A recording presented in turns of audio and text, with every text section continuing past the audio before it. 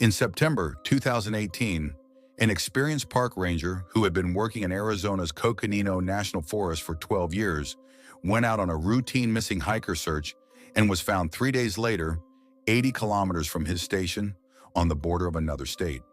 Not a single line had been recorded in the logs for 72 hours.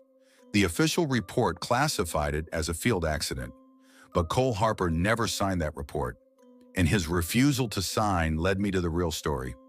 Coconino National Forest is one of Arizona's national forests with the most comprehensive tracking infrastructure. But between 1990 and 2018, a total of 9 people went missing from the forest's northeastern sector, an area known locally as the Rim Country. No physical traces were found on the bodies of 5 of those 9 people. The others were found, but the circumstances of their discovery were never fully explained in any report. One was found with his shoes removed and neatly arranged against a tree trunk. Another was found 3 weeks after going missing, sitting calmly and fully oriented, 120 kilometers from where he had disappeared. He never explained how this was possible. Official documents recorded these incidents in separate files. Cole Harper began working in this field in 2006. Before going out on his search that morning, he had been working in this forest for 12 years and claimed to know the area like the back of his hand. He paused as he told me this. "I thought I knew," he corrected himself. The northeastern sector of Coconino rises along the edge of the Mogollon Rim. The terrain here changes abruptly. Flat pine forests suddenly give way to steep rocky gorges. Canyons of unknown depth open up, and the ground becomes an unreliable mixture of rock and dry soil. GPS signals become unreliable in this area. Radios have always been problematic here. Monday, September 17, 2018, 6:15 a.m. Harper left base to search for a 27-year-old hiker, reported missing the day before. The missing person had come from Flagstaff. He was a typical weekend hiker. His phone had last signaled at 4:42 p.m. the previous afternoon from a point near the interior of Rim Country. Harper's equipment was standard patrol gear: radio, headlamp, first aid kit, 2 days worth of water and rations, signal flares, GPS device, the small, old leather-bound notebook he carried on every patrol. I didn't ask him that day why he carried it, but when his story reached its end, I asked him where that notebook was. But he didn't show it to me. He said that from the moment he entered the forest, something felt different. In September, Coconino mornings have a certain sound: birds, wind, trees rubbing against each other, the sound of water in the distance. That morning, none of it was there. It was silent, as if everything had frozen, waiting for him. It wasn't just the silence, the air itself was heavy. The September air, which should have been dry, was humid and pressurized, as if something from underground was seeping to the surface. The first 2 hours passed normally. Harper expanded the search perimeter from the last known location of the missing hiker. He followed the tracks, recorded the GPS coordinates, called out to the surroundings. At 8:30 a.m., he found the missing person's backpack near a dried-up branch of Ponderosa Creek. The bag was scattered, but there were no tears or damage to any of the pieces. It didn't look like animal tracks. He recorded this and reported it to headquarters. Reinforcements were 2 hours away, but he could wait 2 hours. However, right next to the backpack, there was a fresh trail in the soil of the dry creek bed. Deep, steady, one-directional. Not the trail of someone running, but of someone walking steadily and calmly. This trail entered a route completely off the official maps. Harper followed the trail. 9:47. He had been in the unmapped area for an hour. The trail changed here. The steps became shorter, more uncertain, like someone who had lost their walking rhythm. Then at one point it stopped abruptly. The ground was flat. There were no animal tracks, no signs of a fall, no signs of a struggle, just the last step. After that point, there were no more tracks on the ground. Harper stopped. He looked around. There was no wind blowing through the trees, but the branches were swaying slightly. He heard a sound. At first he thought it was the wind, but there was no wind. It was low, steady, rhythmic. It wasn't exactly a sound, more like the air vibrating, a sound right next to his ear, but also coming from far away. Meaningful but not words, Harper said, but something was being said. As he told me this, his hands lay motionless on the table. When people lie, they either move around a lot or their eyes wander. Harper's eyes never left me. That's how people who tell the truth speak. Harper followed the sound. 10:23 a.m. After walking for 40 minutes, they came to a small clearing where the pine trees thinned out. Right in the middle of the clearing, leaning against the base of a large boulder, sat a young man. His eyes were open, he was breathing, and he wasn't injured. But he didn't respond to the sounds. Harper approached him. He said his name. Tyler Weston from Flagstaff, 27 years old. Tyler turned his head and looked at Harper, but his gaze came from far away. He wasn't there, Harper told me. His body was there, but he wasn't. I know that sentence doesn't describe it correctly, but I can't explain it any other way. When Harper bent down to lift him, he saw a small object clenched in Tyler's palm. He unfolded a neatly folded, faded, brittle piece of paper. It was handwritten. The ink was faint but legible, and the writing wasn't Tyler's handwriting. The letters were much older, strangely shaped. It was a single sentence. "Don't come back here." Harper still keeps that paper. He hasn't shown it to me. But I saw the handwriting he described in old field records from the 1940s for that area. The shape of the letters matched the handwriting of one of the Forest Service inspectors from that period. That inspector was still listed as missing and not found in the official records. Tyler Weston didn't remember where he got the paper. He didn't remember how he got to the clearing. He said he only remembered one thing. I knew I had to wait. I didn't know who I was waiting for. No one recorded that sentence in the official report. Harper got Tyler Weston out of the forest. Backup arrived, and Tyler was taken to the hospital. He was physically fine. The psychological evaluation said, acute dissociative episode. He was discharged a week later. Harper could have closed the file, but he didn't. In the northeast sector of Coconino, deep in the Rim Country, there had been a small research station in the 1930s and 1940s. The archives described this station only as a geological field camp that closed in 1952, but leave the reason blank. Or it exists but isn't mentioned. Harper began combing through regional archives, Forest Service correspondence from the 1930s to the 1950s, reports from Flagstaff, Winslow, Holbrook, and in 4 separate communications, he encountered the same phrase. Personnel in the interior of Rim Country. The names of these personnel were not recorded. There were no job descriptions. Not a single document indicating how many people there were could be found. Only that statement in 4 different years, in 4 different contexts. After 1952, that statement was never encountered again with any trace of this personnel. Harper knew this date, but something else really caught his attention. Exactly 200 meters north of the clearing, where Tyler Weston was found, a small structure appeared in aerial photographs from the 1940s. There were no records of this structure at those coordinates, but it was clearly visible there. Harper went to that spot a week later, October 2018.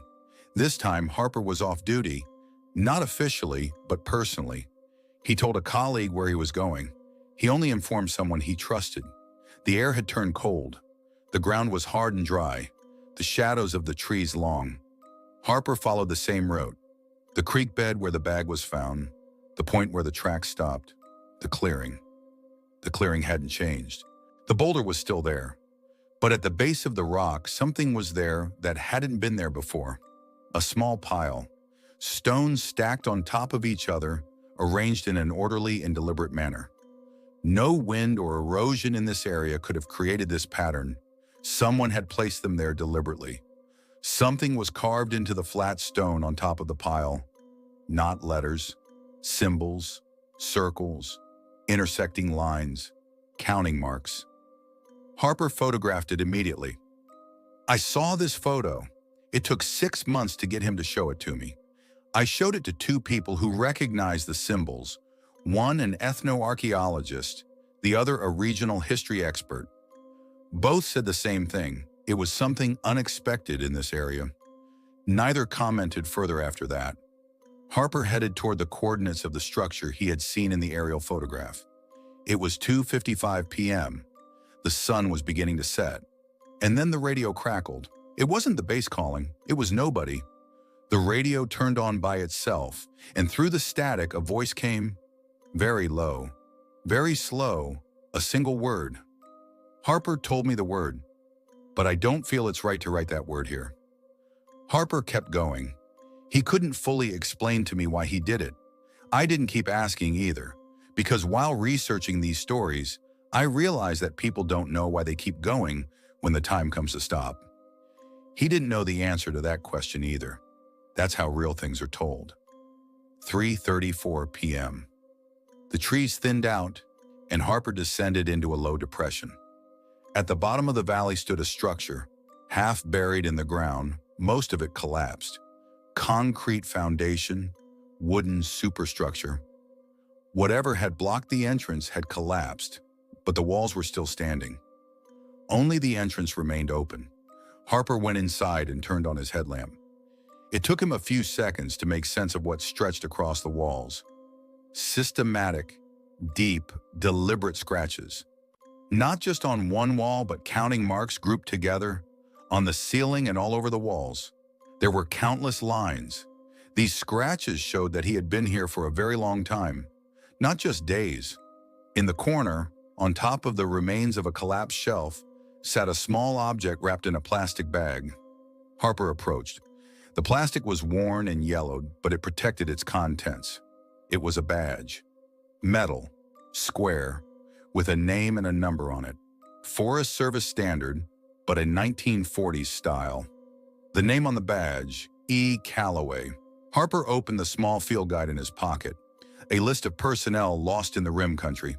His finger traced the names. Edwin R. Calloway, archive record, March 14, 1949. Missing, never found.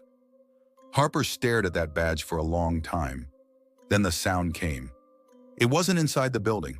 It was coming from beneath the ground. Someone was counting softly, steadily, slowly, one by one, pausing occasionally. It wasn't a language. Each sound marked a separate unit. I realized I wasn't frozen with fear, Harper said. I was just listening. It felt like I had heard this sound before. It wasn't panic I felt, but a strange familiarity. This bothered me more than the fear. Harper went outside. He just walked without looking left or right. The counting sounds continued behind him. When he reached his car, it was 5:12 p.m. How many minutes did you stay there? I asked. He paused. About 15, 20 minutes. The recording device in his car showed that he had entered at 3:34 p.m. and left at 5:09 p.m. I learned that he had stayed for almost 2 hours. Harper returned to Flagstaff that night. He had the badge with him. The next morning, he went to the Forest Service archives and requested Edwin Calloway's file. The response was that no such name was registered in the archive system. The archivist checked twice. Harper personally searched 3 different databases: digital archives, microfiche, physical file cabinets. There was no record under the name Edwin Calloway, but that name was on the badge in Harper's possession, and the standard numbering format on the badge matched the Forest Service coding of the 1940s exactly. 2 separate experts confirmed this. It wasn't in the official record system, but someone had worn that badge, and its existence was indisputable. 3 weeks later, Harper returned to the structure with a trusted colleague. But strangely, the structure he had seen before was no longer there. Not even the foundation remained. The ground was flat and natural, as if nothing had ever been there. Harper checked his GPS coordinates again and again. They were correct. The coordinates were accurate, but where the structure had been, there were only pine trees and soil. The pile of rocks next to the rock mass was still there. Something new had been carved into the flat rock on top. The previous symbols were still there. a freshly carved, deeper mark that hadn't yet faded into the stone's texture. That's where Cole Harper's account ends. But I continued researching Edwin Calloway, and I came across that name in some regional correspondence from before 1949, but not in the way I expected. But let me say this now, some names are being erased. Erased names sometimes reappear elsewhere, and the fact that these two things happen together is no coincidence. If this story made you feel something, leave it below. If you were in his place, would you have taken that badge? Cole Harper still lives in Arizona. He voluntarily resigned from his position in Coconino in January 2019. His file only mentions voluntary resignation. I tried to contact Tyler Weston. He didn't answer the phone. I only received a 2-line email. Don't go back to that area. Take this seriously. My investigation into Edwin Calloway's identity continues. That name appears in some correspondence from the 1940s, but it's not on any official personnel lists. It's as if he worked there without ever existing. I don't know about the other 8 missing persons cases in Rim Country. They have stories too, but none of them have been discussed. Regarding the badge in Harper's possession, I can say this. Auction experts have confirmed that the type of metal alloy is consistent with standard production in the 1940s. It's real, not fake. Someone must have worn that badge. And there are indications that that person is still there since 1949. Every September 17, on the anniversary of the day Tyler Weston was there, a short, single signal comes through Harper's radio. But no source can be identified. The signal gets 1 second longer every year. Harper saved this last detail for me. The signal on the radio. We were sitting in the cafe. His eyes were on the table, holding his cup but not drinking, just staring at the coffee in his hand, not looking at me. Every year, I asked. Every year, he said, on that exact date. How many years? He paused. He counted on his fingers. Not out of habit, he was really calculating. 6 times since 2019, 6 seconds, 6 years. 1 more second is added every year. He tried to locate the source of the signal. He brought in a technical team twice. The technical team said it was equipment failure during the first inspection. The second team left without writing a report. Why am I telling you this part? Because this story isn't just a strange experience of a forest ranger. It's a sign that something is still going on.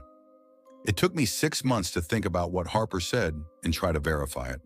However, I was able to verify some things, but not others. But the things I couldn't verify are no less true than the things I could verify. What I was able to verify is this. Tyler Weston was reported as present in official search and rescue records in Coconino on September 17, 2018. He was found the same day. Hospital records exist. The diagnosis of dissociative disorder is real. Cole Harper served in Coconino from 2006 to 2019. His resignation in January 2019 is recorded. Missing persons cases reported in Rim Country between 1990 and 2018 are available in Forest Service statistics. 9 cases, 5 unsolved. Historical aerial images of the area corresponding to the 1940s coordinates clearly show the structure. What I couldn't verify are the following. No official record could be found for Edwin Calloway. Not in the missing persons list, not in the personnel archives, nor in the regional correspondence. But I have Harper's badge photo in my possession. I had it examined personally, and its authenticity for the period was confirmed. I cannot verify the structure's disappearance. I went to Harper's coordinates. The ground was flat, and there was no structure. But just because something isn't visible now doesn't mean it wasn't there. That distinction is important. And I photographed the count marks on the rock. The new ones hadn't been added yet. They were still there, at least when I went. But the old ones hadn't been erased. I continued researching the interior of Rim Country. I identified 4 documents from Forest Service correspondence dating back to the 1940s that mentioned field personnel. 3 of these documents had no names at all, while 1 had only initials, E.C. Edwin Calloway. This was not proof, but it was a match. The dates these documents were noted, 1941, 1944, 1947, 1951, and in 1952, a year after the last document, the Rim Country base was closed. There is no official signature under the closure decision. What was the reason for the closure? There is no explanation in the archives. Who went to the area after the closure? There are no records in the archives. 3 questions, 3 gaps, 3 times the same thing. No records. Such gaps sometimes indicate negligence. It's hard to explain, but you sense it when you do enough research. I sense it. At the end of my meeting with Cole Harper at the cafe, I asked him something before he got up to leave. "Will you come back?" He looked at me. We were silent for a long time. "I'm somewhere between looking and leaving," he said. "What do you think then?" I said. "Edwin Calloway," he said. "There are people there whose names have been erased but whose presence has not been erased," he said. "And every year he adds another number." He stood up. He left the badge on the table. "You keep this," he said. "I don't want to carry it anymore." The letters on it are still clear, as if it had been used very little. Since 1949, a forest ranger had been carrying this badge. The owner of this badge never officially existed. But that doesn't mean people who aren't in the records aren't real. And in September, in the northeast sector of Coconino, next to that rock formation, the census marks carved into the stone are still there. They increase one by one each year, and no one goes near them. Thank you for reading this story. Edwin Calloway's research continues. I will share what I find. But let me ask you this. If you were there, would you have taken that badge? Write your thoughts in the comments.